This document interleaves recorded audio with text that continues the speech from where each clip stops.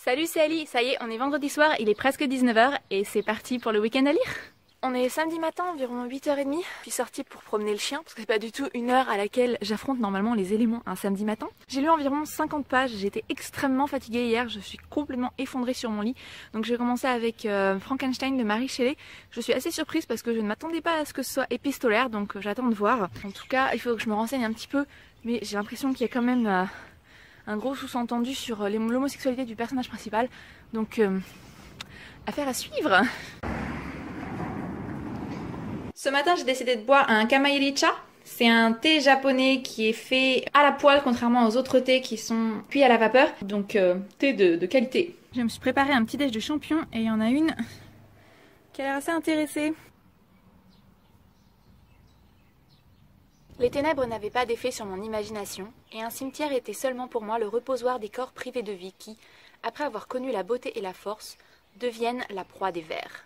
Et maintenant, j'étais amenée à examiner les causes et l'évolution de la corruption, à passer mes jours et mes nuits dans des caveaux et des charniers. Mon attention se concentrait ainsi sur l'objet le plus insupportable à la délicatesse des sentiments humains. Je voyais l'enlaidissement et la dégradation des formes les plus pures, j'assistais à l'action dévastatrice de la mort ronger et détruire la vie, je découvrais la vermine se nourrir de l'œil et du cerveau. Je fixais, j'observais, j'analysais en détail les causes et les effets, les passages de la vie à la mort et de la mort à la vie. Et puis, des ténèbres, une soudaine lueur jaillit dans mon cerveau, une lueur si brillante, si merveilleuse, et pourtant si simple que j'en fus éblouie.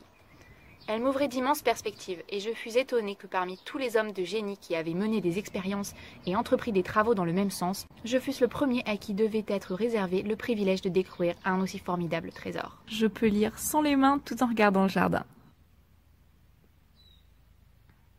J'ai choisi Frankenstein parce que je pensais que ça serait un livre sombre, super adapté au Pumpkin Autumn Challenge. Et ça fait environ 10 pages que Frankenstein chante les louanges de Clerval et de la campagne anglaise. Et je vous avoue que ça me fait un peu chier là. Hein. J'ai vraiment hâte que ça se termine, ça s'éternise vraiment.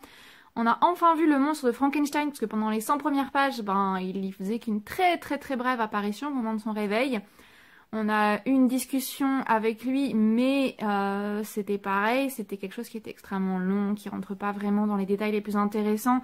On a suivi la vie d'une famille de paysans dont on n'a strictement rien à faire. Et là, voilà.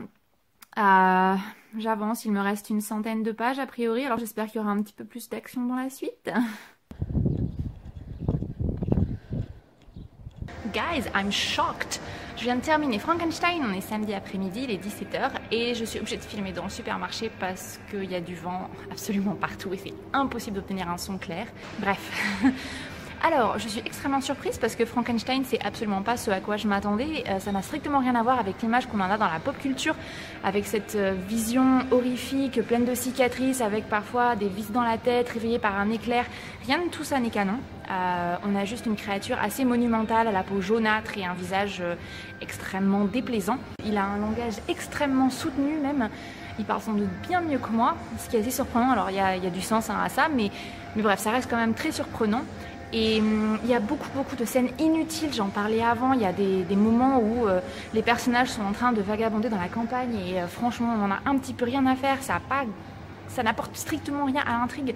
Et du coup c'était des passages que j'ai vraiment lus presque en diagonale parce que voilà, au bout d'un moment, merci bien. Et dernière chose, c'est extrêmement gai, on a des personnages masculins qui décrivent d'autres personnages masculins avec des mots doux et des compliments sur leur physique et autres.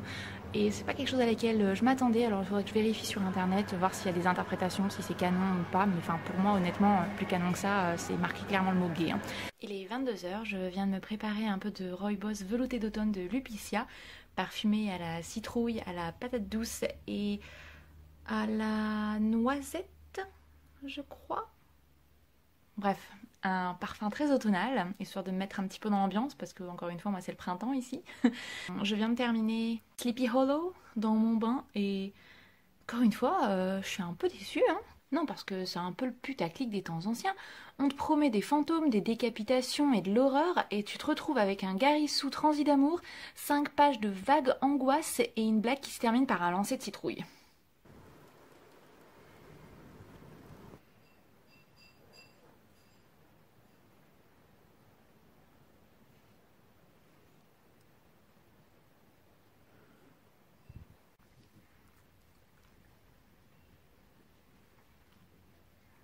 C'est assez intéressant parce que je vous disais hier que Frankenstein ne correspond pas du tout à l'image qu'on en a dans la pop culture. Et là, je suis en train de lire Herbert West, réanimateur de Lovecraft. Et en fait, la première partie, ça correspond exactement à ce qui est généralement représenté dans les films qui utilisent le mythe de Frankenstein. Et sachant que cette nouvelle a été écrite en tant que parodie de Frankenstein, c'est assez intéressant de voir que c'est finalement cette parodie qui semble avoir été reprise. Je viens de terminer Herbert West, réanimateur de Lovecraft, et j'ai été très agréablement surprise pour la première fois depuis le début du week-end parce que j'ai enfin trouvé une nouvelle avec une atmosphère qui fait vraiment Halloween, horreur. C'est un récit qui met extrêmement mal à l'aise du début à la fin. Et ça fait pas peur particulièrement, mais ça dérange. Voilà, on va dire ça comme ça. C'était une bonne surprise parce que j'avais pas trop aimé Lovecraft la première fois que j'avais lu une de ses nouvelles et du coup ça m'a réconciliée avec lui et je pense que je vais essayer de lire un petit peu plus autour du mythe de Cthulhu. Cthulhu. On va dire Cthulhu. Hein. Donc on suit Herbert West, qui est un réanimateur, effectivement. On le voit par les yeux de son associé et ami, dont a priori on n'a pas le nom. Et en fait, il fait des expériences sur des cadavres, des expériences extrêmement dérangeantes pour essayer de les réanimer. Et il devient un petit peu fou à cause de son travail, ce qui peut se comprendre vu ce qu'il fait. Une chose un peu agaçante avec cette nouvelle, donc c'est vraiment pas très long, ça fait une 40aine de pages. Et ça a été publié sous forme de feuilleton. Donc le seul problème, c'est qu'en fait, à chaque début de petits chapitres, il y en a environ 6 je crois, eh bien on nous fait un petit récapitulatif du concept en nous expliquant de nouveau qui est Herbert West, son parcours, etc. Donc c'est vrai que quand on lit la nouvelle d'une traite, c'est un peu agaçant de relire la même chose 6 fois de suite, surtout que ça fait à peu près une page et demie à chaque fois, donc ça fait beaucoup pour la petitesse de la nouvelle. Je le rappelle, ça a été écrit comme une parodie de Frankenstein par Lovecraft, mais j'y ai vraiment trouvé l'ambiance glauque et vraiment cette atmosphère qui met mal à l'aise que je pensais découvrir du coup dans le roman de Mary Shelley et que je n'avais pas trouvé, donc c'est vrai que c'est vraiment agréable, vous m'aurez comprise, de trouver enfin un livre qui correspond vraiment à l'ambiance que j'imaginais pour le Pumpkin Autumn Challenge. Atmosphère joyeuse et engageante.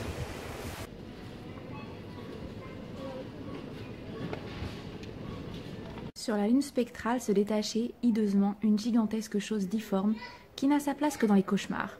Un revenant noir d'encre, aux yeux vitreux, qui se tenait pour ainsi dire à 4 pattes, et était couvert de moisissures, de feuilles, de vignes, souillé de sang coagulé, et avait entre ses dents luisantes un terrible objet cylindrique, blanc comme neige, qui se terminait par une toute petite main. Je commence Brokeback Mountain par Annie Proulx, et la lecture s'annonce déjà romantique. J'en suis à 3 phrases et on parle déjà de poils pubiens. Je viens de finir Brokeback Mountain et... j'avais vu le film il y a longtemps et je me rappelais plus de la fin. Je vais pas vous spoiler si vous l'avez ni lu ni vu, mais bon. J'ai vraiment beaucoup aimé ma lecture, c'était pas super évident parce que je l'ai lu en anglais et la manière dont les personnages parlent, c'est un peu du patois campagnard, on va dire. Mais alors pour ceux qui connaissent pas Brokeback Mountain, c'est une histoire d'amour entre 2 cow-boys qui se passe bien plus récemment que ce que je pensais. Ça se passe entre les années 70 et 80. Et en fait, c'est une histoire qui est extrêmement touchante. Et j'étais vraiment surprise. Je m'attendais pas trop à ce style d'écriture. C'est assez cru par moments, mais en même temps, il y a des scènes assez poétiques. La manière dont les personnages sont plutôt sincères sur leurs sentiments. Ennis et Jack sont vraiment attendrissants, ils vivent dans une époque où c'est pas facile d'être dans une relation homosexuelle et ils n'ont pas eu des vies faciles, c'est une nouvelle donc c'était un récit très très court et je trouve que même si j'aurais aimé en découvrir plus sur les personnages, ça s'adapte assez bien à l'histoire puisque en fait ils ne se voient qu'épisodiquement, assez rarement sur une période d'une 20aine d'années je crois. Et voilà, c'était vraiment une bonne lecture, ça m'a un peu déprimée pour être honnête, mais voilà, ça se lit bien, c'est agréable et je pense que j'essaierai de me procurer d'autres récits d'Annie Proulx parce que j'ai vu qu'un autre de ses romans ou nouvelles, je sais pas trop, a gagné le prix Pulitzer, donc je vais essayer de me renseigner un petit peu là-dessus. On est dimanche soir, il est 22h20 environ, et j'ai recommencé à lire qu'il y a une vingtaine de minutes je pense. Là du coup je me suis mise à Contes de terreur de Arthur Conan Doyle et c'est une très bonne découverte, j'aime beaucoup, ce sont des courts récits, il y en a 6 je crois. Là j'en ai lu 2, c'est des histoires qui sont très différentes, c'est des contes en fait d'histoires un peu horrifiques, mais bon ça reste écrit il y a bien longtemps donc c'est pas vraiment flippant au point où certaines histoires peuvent l'être à l'heure actuelle. Et c'est même assez poétique. Le premier récit, en fait, c'est l'histoire d'un aviateur qui décide d'aller explorer ce qu'il appelle, je crois, la jungle aérienne, quelque chose comme ça. Et en fait, c'est à une époque où on ne pouvait pas voler très très haut, les avions n'étaient pas forcément très performants. Et du coup, c'était un petit peu mystérieux tout ce qu'il y avait au-dessus des nuages. Et en fait, quand il s'envole, il découvre des monstres qui ressemblent à des méduses géantes. Et là, le deuxième, c'était une histoire de rêve. En fait, en s'endormant à côté d'un objet, si on a quelques pouvoirs psychiques, on peut voir des scènes de son histoire. Et du coup, on est témoin d'une scène de torture au Moyen-Âge. C'est toujours très court, il n'y a pas un scénario qui est très développé. Mais ça met en scène des monstres ou des créatures. Et donc, là, j'attends de voir la suite.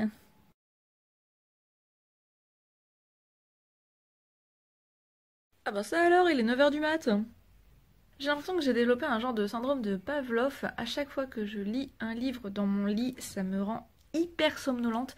Parce qu'il y a plein de fois où en fait je me suis endormie devant ma Kindle en la posant juste sur le côté et puis en lisant jusqu'à ce que je m'endorme. Et du coup maintenant, dès que j'ai le malheur de lire en étant assise sur mon lit, j'ai envie de dormir quoi. Et du coup, même si Conte de terreur de Conan Doyle était assez intéressant, je me suis endormie. Il me reste une nouvelle et demie à lire je crois. Donc officiellement j'ai échoué dans mon challenge. J'en étais pas loin, mais je pouvais vraiment pas. Vu que ce sont des nouvelles, on pourrait peut-être dire que techniquement j'ai quand même lu un conte, enfin plusieurs contes, donc que le Pumpkin Challenge est réussi. Mais non, bon c'est pas très grave. Tant pis. Donc j'en suis quand même pas trop mal sortie. J'ai lu à peu presque tout ce que je voulais lire et en plus j'espère que du coup ça va me donner envie de continuer à explorer la quantité monstrueuse de classiques que j'ai sur ma Kindle, vu qu'à la base j'avais quand même acheté ma Kindle pour lire des classiques, ce que je n'ai jamais fait. C'est encore une fois un échec pour moi. Je m'en suis un petit peu mieux sortie que la dernière fois et j'espère que pour le week-end à 1000 ce sera mieux. Je sais pas, j'espère qu'il tombe pas au mois de novembre parce que si c'est le cas c'est le nano, donc je vais privilégier le nano. Mais voilà, c'est tout pour cette fois. J'espère que cette petite vidéo vlog vous aura plu et je vous dis à la prochaine. Bye!